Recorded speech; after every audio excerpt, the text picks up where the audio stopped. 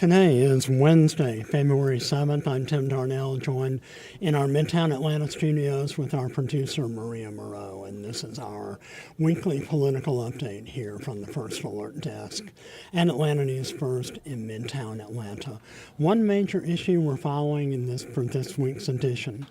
On Tuesday, just yesterday, state lawmakers under the Gold Dome in the House of Representatives approved a bill that would require cash bail for additional crimes.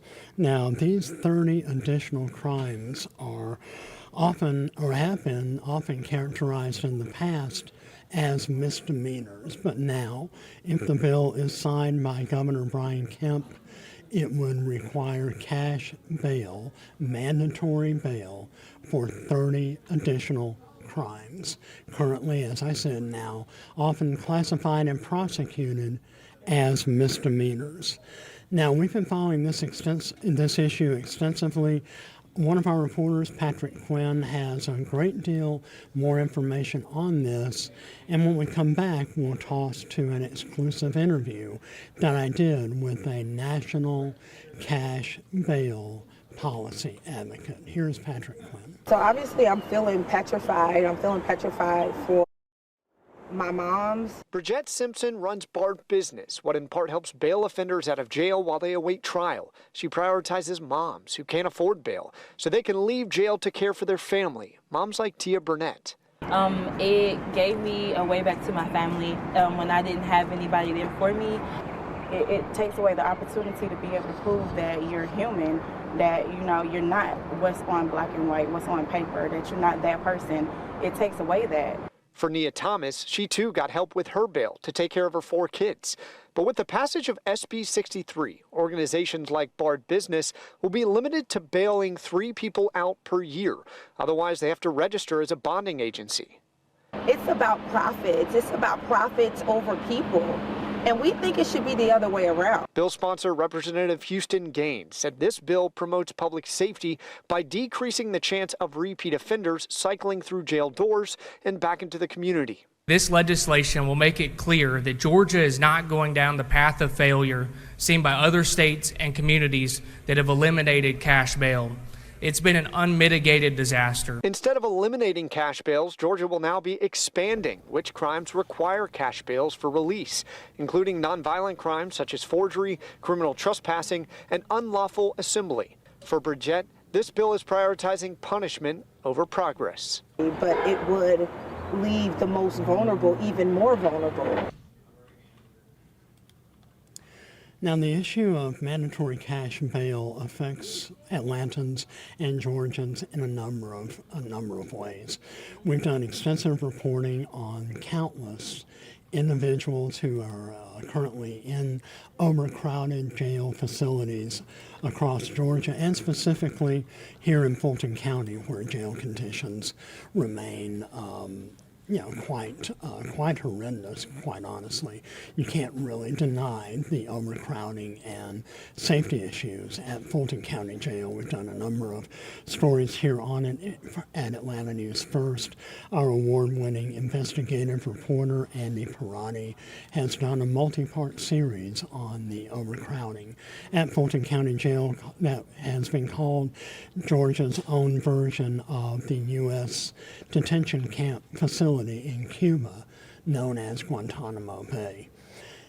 Now opponents of increasing cash bail in the Georgia correctional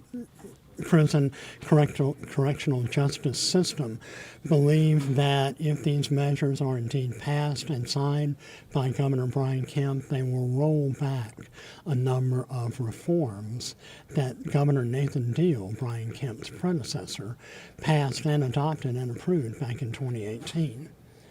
Cash bail for misdemeanors and other crimes mean that individuals who are incarcerated and charged and arrested on these crimes will remain in county and city jails for possibly much longer periods of time, further increasing the issue of overcrowding. Now, I had an interview with Erin George. She is the National Policy Director for a nonprofit organization called the Bail Project. This is a national organization that will pay the bail for certain individuals who are poor or indigent who normally would still be locked up waiting for their day in court.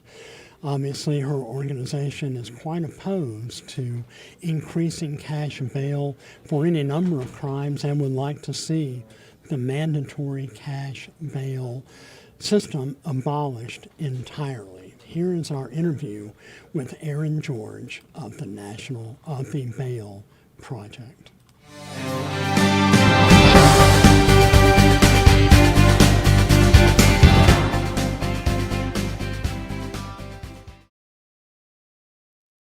Last week, the Georgia State Senate passed Senate Bill 63, which would require cash bail for about 30 additional crimes, some of which right now are often or sometimes prosecuted as simple misdemeanors. Now, we're with Erin George, who is the National Policy Director for the Bail Project. This is a nonprofit organization based out of Pasadena, California, but it is a national organization, and Erin George is talking with us for this edition of Political Update here on Atlanta News First, Philadelphia. Erin, first of all, tell me what the Bail Project is. Let's start off with. So the Bail Project is a national nonprofit organization. We provide free bail assistance and pretrial support to thousands of low-income people across the country every year. So, in our direct operations, we provide free bail assistance and then court return support. That includes transportation, notification, and connection to supportive services. We also advance policy change at the local, state, and national level to reduce or eliminate cash bail and create systems that secure due process and the presumption of innocence. Now, when you heard about this particular bill that passed, it has not become law as of the moment. It has been passed by the state Senate onto the House of Representatives for what we assume to be a number of committee hearings, perhaps some public hearings and public comment, perhaps not.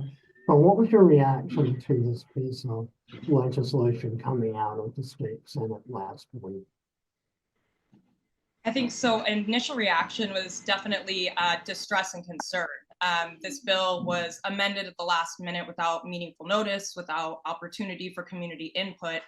And as it stood, SB 63 was a harmful bill that was going to, as you said, include at least 30 offenses where judges would be required to set bail. And then at the last minute, it included severe restrictions on charitable bail payments. It caps charitable bail payments at 3 per year for individuals, corporations, nonprofits, churches, as well as charitable bail organizations like us.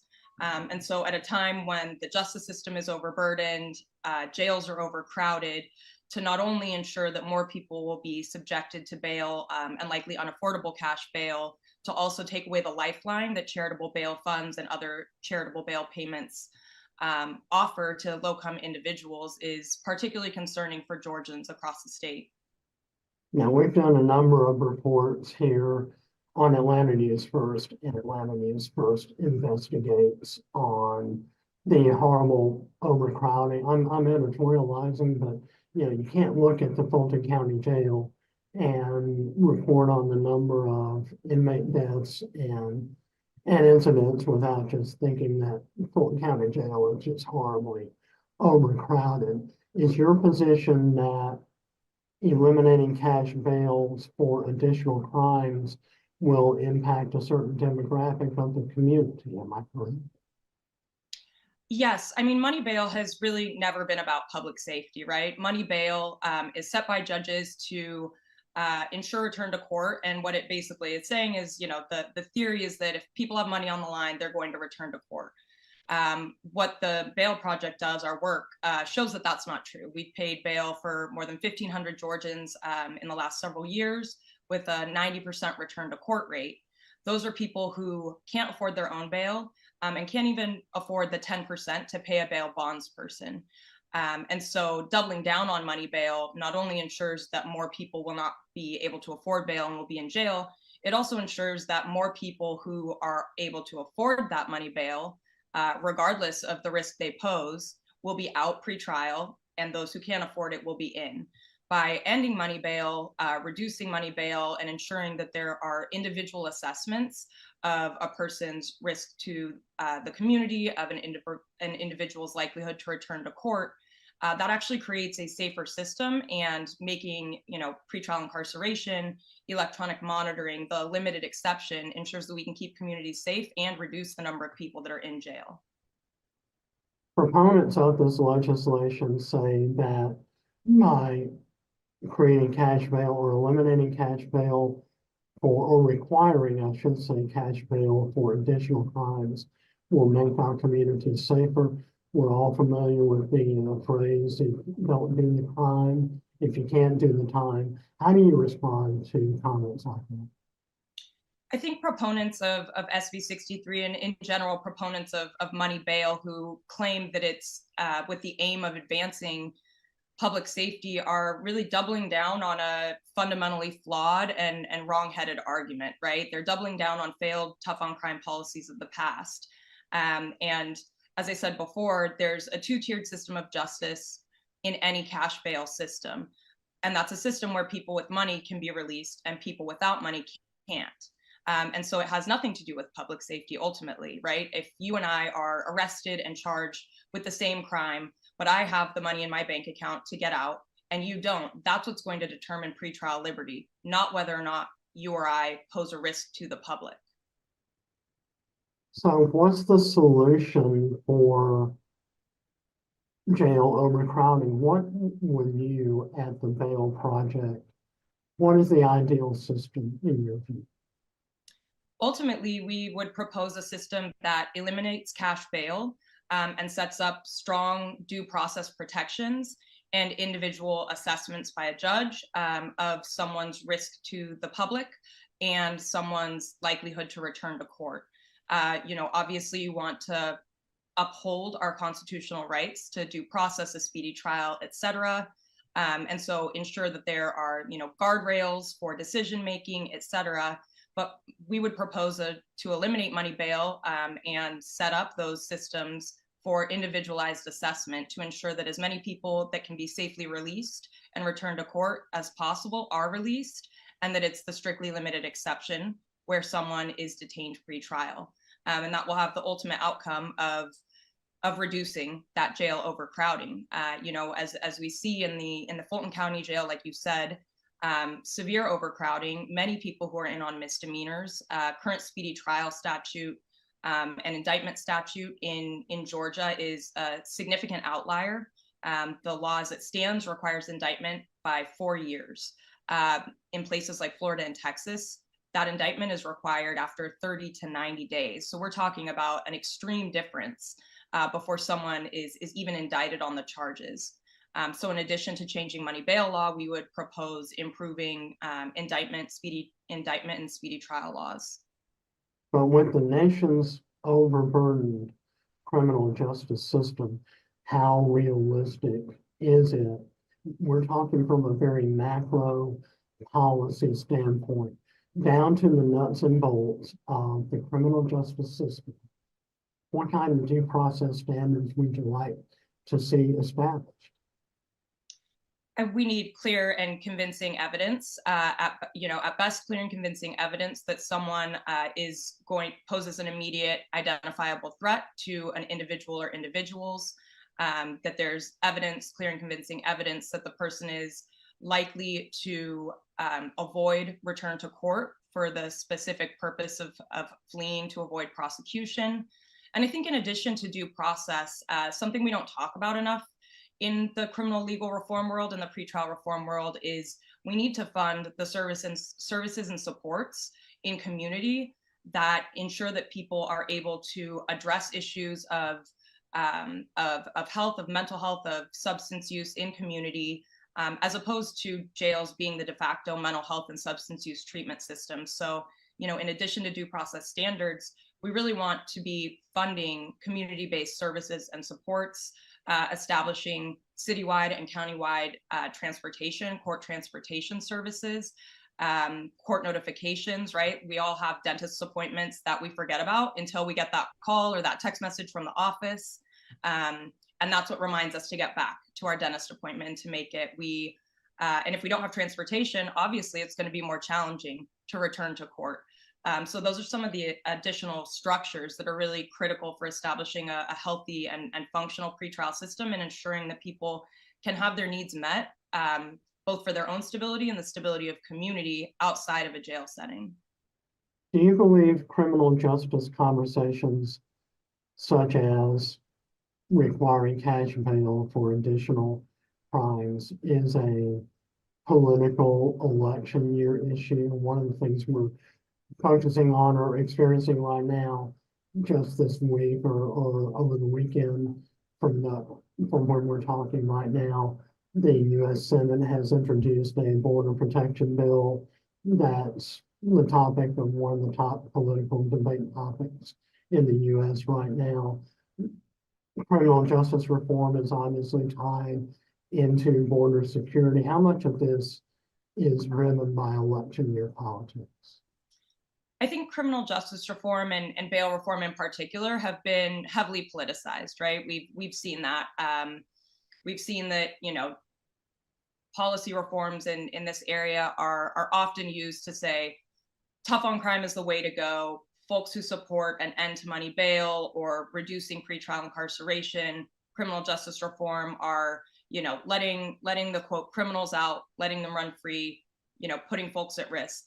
What I would encourage voters to do is actually look at the facts, look at the data, look at the evidence. As bail reform has advanced across the country, and in the years that have followed, what we've seen is actually a lot of success. A great example is Harris County, Texas, where in 2019, they eliminated bail for misdemeanor charges, and an independent monitor was established. And with each report, we see both improvements in the jail population, so reductions in the jail population, but we also see improvements in public safety. So in Harris County, arrests and incarceration are down, but also rearrests for both misdemeanors and felonies are down. And so misdemeanor bail reform in Harris County is irrefutable evidence, right? That bail reform, reducing money bail, is actually a public safety policy. We can both decarcerate and make communities safer. Well, this has been a fascinating topic for us to cover, and we're going to continue to cover these issues and others here at Atlanta News First. Thanks to Aaron George, National Policy Director at the Bail Project, a national nonprofit organization. Thanks all of you for listening and watching this edition of Political Update here on Atlanta News First and AtlantaNewsFirst.com.